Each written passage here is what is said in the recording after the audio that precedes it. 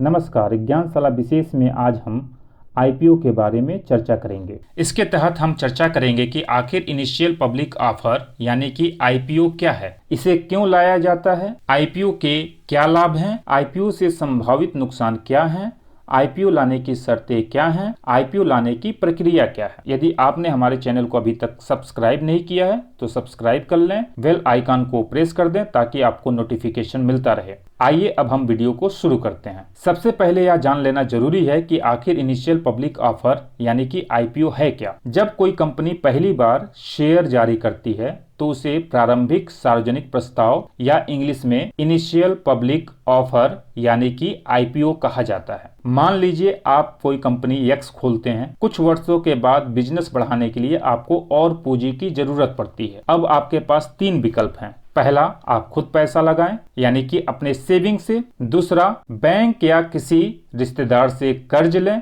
तीसरा, किसी को कंपनी का हिस्सा या शेयर बेचें। जब पहली बार स्टॉक मार्केट के माध्यम से शेयर बेचा जाता है तो उसे ही आईपीओ कहा जाता है। स्टॉक मार्केट यानी कि जहां पर शेयर की खरीद बिक्री होती है, जैसे कि बॉम्बे स्टॉक एक्सचेंज। आईपीओ लाने के बाद कंपनी स्टॉक मार्केट में लिस्टेड हो जाती है और कोई भी व्यक्ति इसमें निवेश कर सकता है। स्टॉक मार्केट में लिस्टेड होने से पहले कंपनी प्राइवेट कंपनी होती है क्योंकि इसके शेयर ओपन मार्केट में नहीं होते। पब्लिक इसके शेयर को नहीं खरीद सकती। यहाँ प्राइवेट का अर्थ निजी क्षेत्र से नहीं है। प्राइवेट का अर्थ है कि कंपनी शेयर मार्केट में लिस्टेड नहीं है। कोई सरकारी कंपनी जो स्टॉक मार्केट में लिस्टेड नहीं है, प्राइवेट कंपनी ही कही जाएगी। आईपीओ लाने के बाद कंपनी पब्लिक कंपनी हो जाती है। उसके शेयर ओपन मार्केट में आ जाते हैं। अब पब्लिक उसके शेयर को खरीद सकती है और उसके कंपनी में अपनी हिस्सेदारी रख सकती है। इसी कारण अब इसे पब्लिक कंपनी कहा जाने लगता है। अब प्रश्न उठता है कि आखिर आईपीओ को क्यों लाया जाता है। जैसा कि हमने पहले चर्चा किया है, आईपीओ को पूंजी जुटाने के लिए लाया जाता है। पूंजी की आवश्यकता कई कारणों से पड़ती है। पहला, हर कंपनी अपना बिजनेस बढ़ाने के लिए नया प्रोजेक्ट शुरू करना चाहती है और पुराने प्रोजेक्ट को विस्तार देना चाहती है। मान लीजिए कंपनी एक्स जूता बनाती है और केवल दिल्ली में बेचती है। कंपनी चाहेगी कि उसका जूता अन्य शहरों में भी बिके ताकि उसे ज्यादा से ज्यादा लाभ हो, लेकिन दूसरे शहरों में ऑफिस, शोरूम आदि खोलने के लिए उसे अतिरिक्त पूंजी की जरूरत होगी। इस अतिरिक्त पूंजी को जुटाने के लिए कंपनी आईपीओ ला सकती है। दूसरा, ऋण चुकाने के लिए। कंपनी ने अगर किसी बैंक या व्यक्ति से उधार ले रखा है तो आईपीओ के जरिए पूंजी जुटाकर उस ऋण को चुका सकती है। तीसरा, कभी कभी कंपनी अपने कुछ वर्तमान शेयर होल्डर्स को नया विकल्प प्रदान करने के लिए भी आईपीओ जारी करती है। मान लीजिए 4 दोस्त ए, बी, सी और डी मिलकर एक कंपनी एक्स खोलते हैं। कुछ वर्षों के बाद शेयर होल्डर बी कंपनी से निकलना चाहता है और शेयर होल्डर डी कंपनी में अपनी हिस्सेदारी कम करना चाहता है। ऐसी कंडीशन में आईपीओ लाना एक बेहतर विकल्प हो सकता है। इस तरह देखा जाए तो आईपीओ को मुख्य रूप से 3 कारणों से लाया जाता है। पहला, कंपनी के विस्तार करने के लिए। दूसरा, कंपनी के ऋण को चुकाने के लिए। तीसरा, कुछ शेयर होल्डर्स को बाहर निकलने में सुविधा प्रदान करने के लिए। लेकिन हर कंपनी आईपीओ नहीं ला सकती। आईपीओ केवल वही कंपनियां ला सकती हैं जो सेबी द्वारा निर्धारित पात्रता मानदंड को पूरा करती हों। अर्थात कंपनी के पास पिछले 3 वर्षों में से प्रत्येक वर्ष कम से कम 3 करोड़ रुपए की मूर्त संपत्ति हो। मूर्त संपत्ति का मतलब होता है टेंजिबल प्रॉपर्टी, ऐसी प्रॉपर्टी जो फिजिकल फॉर्म में हो, जैसे जमीन, मुद्रा, मशीन, ये सब टेंजिबल प्रॉपर्टी है। पहली कंडीशन ये है। दूसरी कंडीशन है पिछले 5 वर्षों में से कम 3 वर्षों तक प्री टैक्स 15 करोड़ का औसत संचालन लाभ होना चाहिए। यानी कि आईपीओ जिस दिन जारी करना हो उससे 5 साल पहले में से 3 साल कंपनी का औसत लाभ 15 करोड़ का होना चाहिए। तीसरी कंडीशन है कि पिछले 3 वर्षों में से प्रत्येक वर्ष कम से कम 1 करोड़ रुपए का शुद्ध नेटवर्थ हो। चौथी कंडीशन है कि इशू का आकार कंपनी के इशू पूर्व शुद्ध नेटवर्थ के 5 गुना से अधिक नहीं होना चाहिए। यानी कि आईपीओ जारी करने से पहले कंपनी का शुद्ध नेटवर्थ 5 करोड़ रुपए का है तो कंपनी 5 × 5 25 करोड़ रुपए से अधिक का आईपीओ नहीं जारी कर सकती। और अंतिम कंडीशन है, यदि किसी कंपनी के नाम में परिवर्तन हुआ है तो 1 वर्ष पहले के लिए राजस्व का, रेवेन्यू का कम से कम 50% कंपनी के नए नाम से होना चाहिए। ऐसी कंपनियां जो इन कंडीशन को पूरा नहीं करती, उन्हें आईपीओ लाने के लिए एक दूसरा मार्ग उपलब्ध कराती है, जिसे QIB मार्ग कहा जाता है। इसके तहत आईपीओ पर एक विशेष शर्त लगा होता है कि कंपनी जितना भी आईपीओ जारी करेगी उसका 75% केवल QIB ही खरीद सकते हैं, यानी कि क्वालिफाइड इंस्टीट्यूशनल बायर, जैसे बैंक, म्यूचुअल फंड इंस्टीट्यूशन आदि। आइए अब देखते हैं कि अगर कंपनी स्टॉक मार्केट में लिस्टेड होती है तो उसे क्या क्या लाभ मिलते हैं। आईपीओ प्रक्रिया की पूरी होने के बाद कंपनी स्टॉक एक्सचेंज में लिस्टेड हो जाती है, जहां इसके शेयर्स की खरीद बिक्री होती है। किसी स्टॉक एक्सचेंज में लिस्टेड होने के कई लाभ हैं।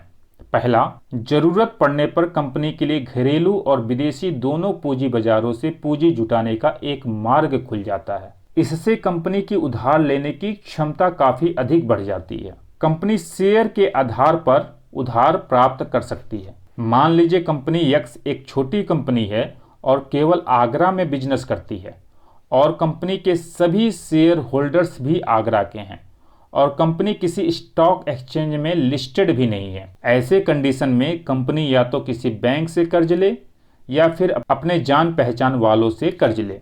दोनों ही संख्या में सीमित होंगे। इसका मतलब यह हुआ कि कंपनी को कम कर्ज मिलने की संभावना है। लिस्टेड होने के बाद कोई विदेशी भी उस कंपनी के बारे में जान सकता है और उसे कर्ज देने में रुचि रख सकता है। सूचीबद्ध हो जाने के बाद कंपनियों का अधिग्रहण कैश पे आउट की तुलना में बहुत आसान हो जाता है और कंपनियां अपने शेयरों को मुद्रा के तौर पर भी इस्तेमाल कर सकती हैं। जब कंपनी स्टॉक मार्केट में लिस्टेड हो जाती है तो जो पुराने प्रमोटर्स होते हैं उन्हें कंपनी से निकलना आसान हो जाता है, उन्हें कंपनी को बेचना आसान हो जाता है और शेयर होल्डर्स या कंपनी अपने शेयरों को मुद्रा के तौर पे, पैसे के तौर पे भी इस्तेमाल कर सकती है, क्योंकि प्रत्येक शेयर का एक मूल्य होता है और बैंक उस मूल्य के एक अनुपात में उन्हें कर्ज दे सकती है। या कंपनी डायरेक्ट शेयर देकर कोई वस्तु या सेवा प्राप्त कर सकती है। सूचीबद्धता से स्टॉक को तरलता मिलती है, जो बेहतर कर्मचारियों को कंपनी में बनाए रखने के लिए बहुत महत्वपूर्ण होता है। ऐसे कार्मिक जो बहुत योग्य होते हैं,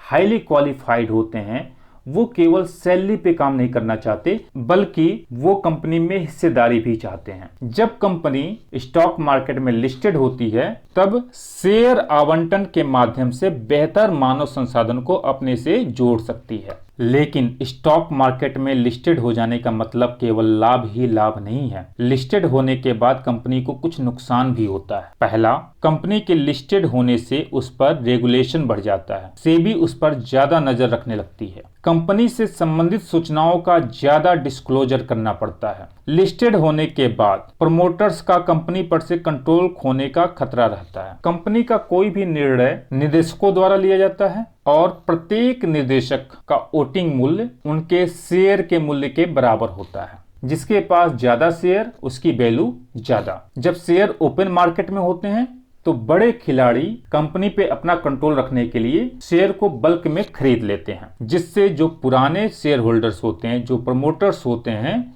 उनका कंपनी पर से कंट्रोल खो जाता है, हट जाता है, समाप्त हो जाता है। अगला, शेयर बाजार में बहुत जोखिम होता है। इसमें उतार चढ़ाव आते रहते हैं। जब कोई कंपनी शेयर मार्केट में लिस्टेड हो जाती है तो इस उतार चढ़ाव का जोखिम उसे भी उठाना होता है। इसके अलावा लिस्टेड होने के बाद कंपनी के डॉक्यूमेंट संबंधी कार्य बढ़ जाते हैं। उसे सेबी के दिशा निर्देशों का पालन करना होता है, जिसके चलते उसके खर्च में बढ़ोतरी होती है। इसके अलावा जब आईपीओ लेकर कंपनी आती है तो आईपीओ लाने का एक अपना अलग खर्च होता है। आइए अब देखते हैं कि आईपीओ लाने की प्रक्रिया क्या है। आईपीओ लाने के लिए सबसे पहले कंपनी एक इन्वेस्टमेंट बैंक का चयन करती है। इन्वेस्टमेंट बैंक को मर्चेंट बैंक भी कहा जाता है। कंपनी ऐसे इन्वेस्टमेंट बैंक को चूज करना चाहती है जो कंपनी के शेयर्स को ज्यादा से ज्यादा अन्य बैंकों तथा इंस्टीट्यूशनल इन्वेस्टर्स तथा इंडिविजुअल को बेच सके।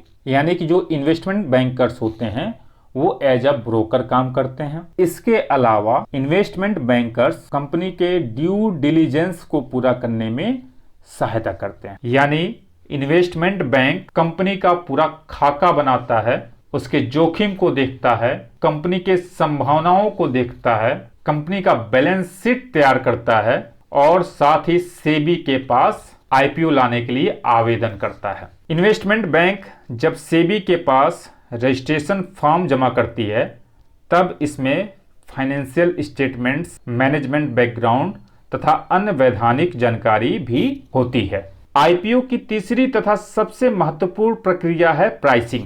किसी भी आईपीओ की प्राइसिंग उस कंपनी की वैल्यू तथा मार्केट व इकोनॉमी की करंट स्थिति पर निर्भर करती है। इशू की प्राइसिंग दो तरीके से की जा सकती है। पहला, फिक्स प्राइस इशू या फिक्स प्राइस आईपीओ। इसमें कंपनी इशू या आईपीओ का एक फिक्स प्राइस निर्धारित करती है, निवेशक को उसी प्राइस पर आईपीओ खरीदना होता है। मान लीजिए कंपनी यक्स 1 लाख आईपीओ को फिक्स प्राइस के तहत जारी करती है और प्रत्येक आईपीओ की प्राइस 400 रुपया तय करती है, तो कोई भी व्यक्ति 400 पर ही उसे खरीद सकता है।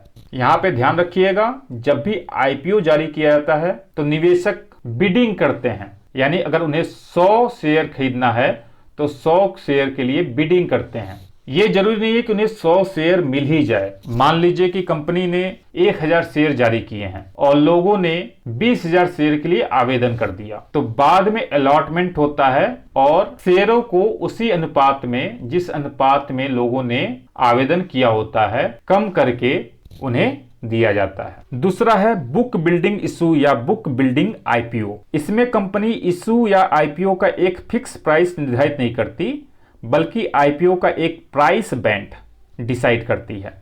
जब आईपीओ की प्राइस बैंड डिसाइड हो जाती है उसके बाद ही इसे जारी किया जाता है। इसके बाद डिसाइड किए गए प्राइस बैंड में से इन्वेस्टर अपनी बिड सब्सक्राइब करते हैं। मान लीजिए कंपनी यक्स 1 लाख आईपीओ को बुक बिल्डिंग आईपीओ के तहत जारी करती है, तो उसे एक प्राइस बैंड निर्धारित करना होगा। मान लीजिए उसने 380 से 410 का प्राइस बैंड निर्धारित किया। 380 यानी कि न्यूनतम प्राइस और 410 यानी कि अधिकतम प्राइस के बीच में कोई बिडिंग कर सकता है। न्यूनतम प्राइस को फ्लोर प्राइस और उच्चतम प्राइस को कैप प्राइस कहा जाता है। निवेशक फ्लोर प्राइस और कैप प्राइस के बीच किसी प्राइस पर बिड कर सकते हैं। फ्लोर प्राइस और कैप प्राइस के बीच 20% से अधिक अंतर नहीं होना चाहिए। बिड लगाने के लिए कंपनी एक निश्चित समय देती है, इस समय को आईपीओ ओपनिंग कहा जाता है। और अंत में जब आईपीओ ओपनिंग क्लोज हो जाती है तो कंपनी आईपीओ का अलॉटमेंट करती है। उम्मीद है यह वीडियो आपको पसंद आया होगा। फिर मिलते हैं एक नए वीडियो के साथ, तब तक के लिए नमस्कार, जय हिंद।